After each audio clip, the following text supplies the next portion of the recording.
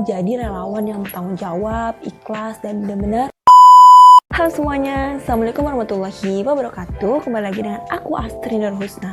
Jadi di video kali ini aku akan membahas terkait sesuai judul yang tertera, yaitu tips serta suka duka menjadi volunteer. Nah, aku akan ceritakan sesuai dengan apa yang sudah aku jalani dan apa yang sudah aku dapatkan. Kita langsung masuk ke pembahasan. Nah, yang pertama, sebenarnya volunteer itu sendiri artinya apa sih? Volunteer itu kan relawan ya.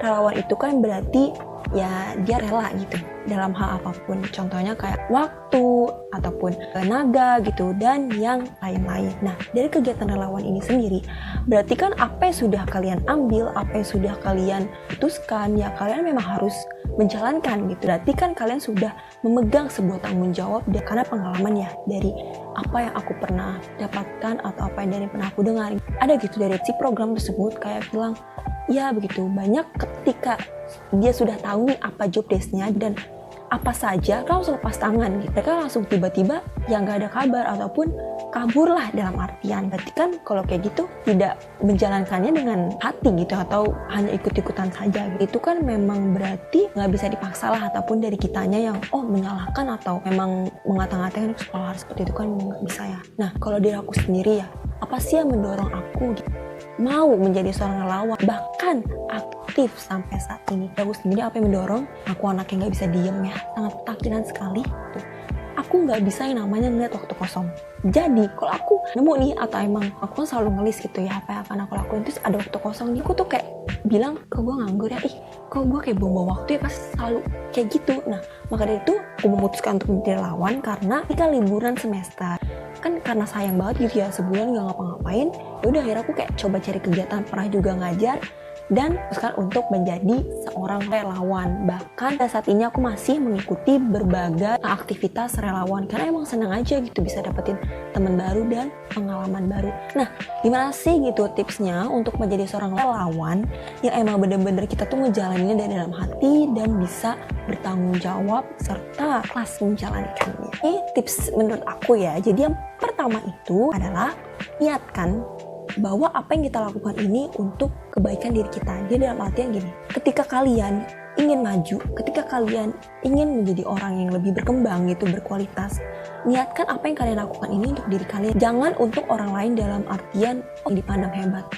Pengen dipuji-puji, itu jangan. Karena ketika kalian nanti mendapatkan pujian nih, pasti kalian akan seneng gitu dan akan terus melakukan kegiatan itu. Tapi ketika kalian tidak dipuji atau malah dibilang, pamer lu atau apa, pasti kan akan berhenti. Karena itu tujuan kalian tiba-tiba langsung jatuh gitu. Tapi tujuan kalian ya untuk diri kalian, ya kalian pasti akan terus berkembang. Dan mau orang ngomong apapun ya pasti kita akan tetap fokus sama diri kita itu. Lalu yang kedua, yaitu sesuaikan dengan passion kalian ataupun yang sejalan dengan kalian. Contoh ya, passion itu misalkan aku suka nulis dan aku kuliah jurusan pendidikan. Berarti kan kedua ini memang ada kegiatannya gitu kan. Yang pertama yang pendidikan, ada nih relawan ngajar, aku pernah gitu dan beberapa kali. Terus yang menulis, aku pernah ikut menjadi content writer waktu itu. Jadi emang menulis kayak sebuah kampanye online gitu, dibukukan bersama peserta-peserta yang lainnya. Nah dari situ kan berarti kita bisa milih nih mau yang sesuai passion kita dulu atau yang searah dulu gitu. Kenapa? Jadi supaya ini tidak menjadi beban untuk kalian gitu. Kalian bisa enjoy gitu kan ngejalannya. Tapi kalau tidak sesuai gitu, misalkan kalian suka ngajar, suka nulis tapi nggak ada pengalaman dalam desain grafis, kalian ngambil desain grafis gitu. Ada malah jadi beban untuk kalian dan kalian malah ngejalaninnya berat gitu. Bahkan bisa aja kalian malah lepas tanggung jawab dan kabur. Memang harus disesuaikan. Yang ketiga, ini penting banget sih menurut aku ya. Jadi jangan pernah bilang nggak bisa, jangan pernah bilang takut, dan jangan pernah bilang gak sanggup. Karena ya kalian kan belum tahu gitu apa yang kalian ucapkan itu benar atau enggak. Contoh misalnya gini, kalian berspektif bahwasanya takut ikut relawan karena pasti bakalan banyak banget yang udah pengalaman gitu.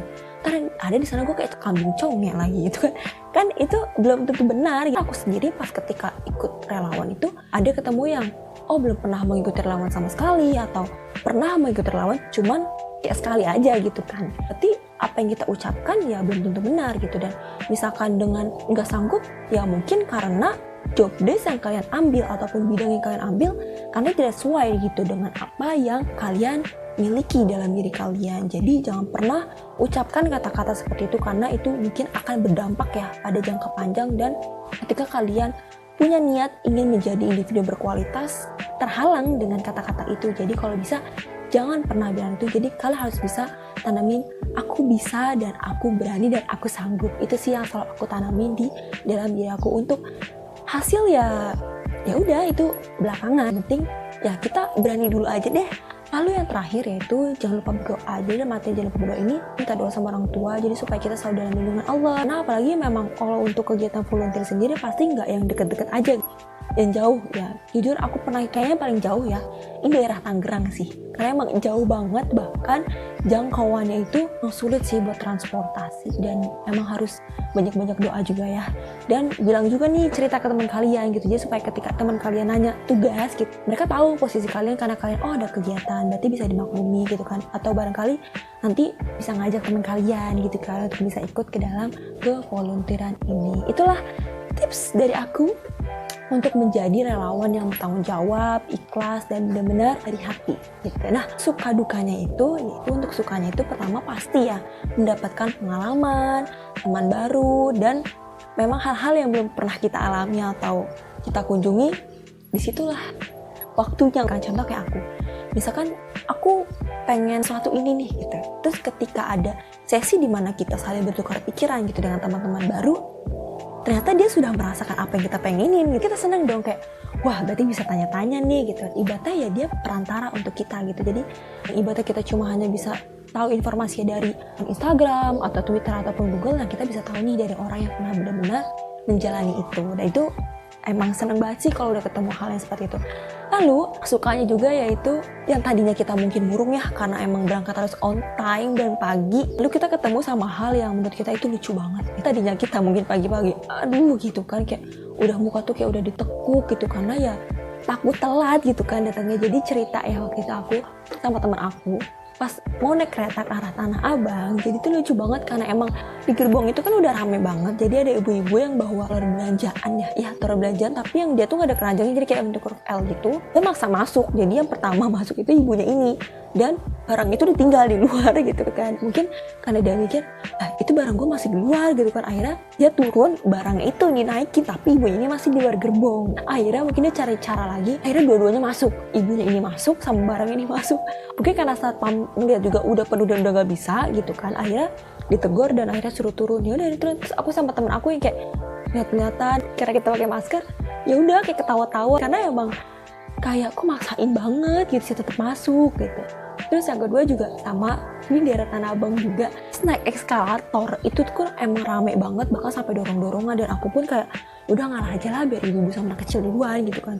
Akhirnya ngeliat mungkin waktu itu ada nenek-nenek kali yang masih pertama kali, pas dia emang nginjek eskalator itu dia langsung jatuh, dan tuk yang bunyi tuknya itu sendalnya. Terus aku sama teman aku pas udah naik di atas tuh kayak ketawa-tawa gitu kan, sih kayak kita dosa gak sih gitu kan, karena emang kayak udah greget banget, udah capek banget gitu, tiba-tiba tuh ketemu sama hal yang kayak gitu, kita ya ketemu sama hal-hal yang lucu pun ya kita udah capek, udah ngerasa capek dan udah ngerasa kayak murung banget gitu kan, tapi malah ketemu hal-hal yang lucu gitu. Lalu untuk dukanya itu ya pasti ada lelah dan ada capeknya, dan banyak sih gitu, kayak ngapain sih ikut volunteer nggak dibayar gitu, capeknya doang. Ada yang seperti itu, ataupun yang ya itu emang harus merelakan semuanya, harus merelakan tenaga, harus merelakan waktu gitu. Karena temen aku pernah juga, jadi waktu itu baru ikut berapa hari dan dia langsung sakit sih, harus jaga kesehatan juga.